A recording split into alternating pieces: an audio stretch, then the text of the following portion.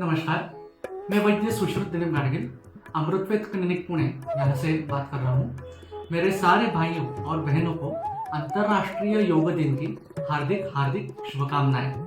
भारत ने पूरे विश्व के लिए ये योग है वो दर्शन शास्त्र दिया है। साक्षात आदियोगी भगवान शंकर इनसे इस शास्त्र की उत्पत्ति हुई है। आजकल लोग जो योगा करते हैं एक्चुअली वो असल में योग है।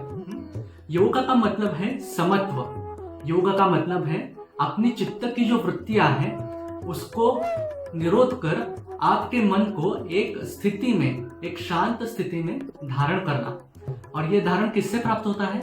तो निरंतर अभ्यास और वैराग्य, इनसे ये प्राप्त होता है। इसीलिए आचार्य पतंजलि ऋषि जो हैं उन्होंने अष्टांग योग बताया है। आजकल लोग जो हैं वो आसन और प्राणायाम इसी को योग मानने लगे हैं और इसी से अपने मन को शांत करने का प्रयास करते हैं। लेकिन इससे पहले अष्टांग योग में यम और नियम ये दोनों चीजें भी आती हैं। इसके ऊपर कोई ध्यान ही नहीं दे रहा। जैसे यम में अहिंसा, सत्य, अस्तेय, ब्रह्मचर्य और अपरिग्रह इसका स्थान यम में आता है, वैसे ही शौच, संतोष, तपस, स्वाध्याय और ईश्वर प्रणिधान ये नियम में आते हैं। इन दोनों में जब मन स्थिर हो जाता है तब ही आगे वाले जो आसन और प्राणायाम आप करेंगे वो और अच्छे बेहतर रिजल्ट्स आपको दिखाई देंगे।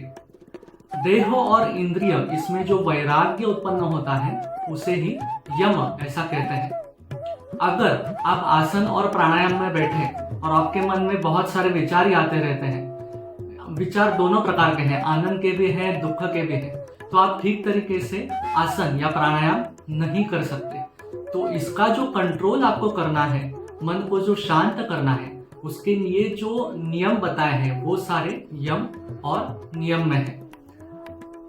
आसन और प्राणायाम में मन में विचार आते रहते हैं, तो इसके वजह से अष्टांग योग की जो बेसिक कंसेप्ट है मोक्ष प्राप्ति, उस हेतु में आप आगे बढ़ नहीं सकते। तो ये दो बहुत महत्वपूर्ण चीजें हैं, यम और नियम, जिसका पालन आपको पूरे आयुष्य तक करना चाहिए। और ये दोनों करने के बाद अगर आप आसन और प्राणायाम इनमें अभ्यास करेंगे तो निश्चित रूप से योग शास्त्र में आप बहुत आगे बढ़ सकते हैं और स्वास्थ्य अपना मेंटेन कर सकते हैं। सबका जीवन योगमय हो ऐसी इच्छा रखते हुए विराम लेता हूँ। धन्यवाद।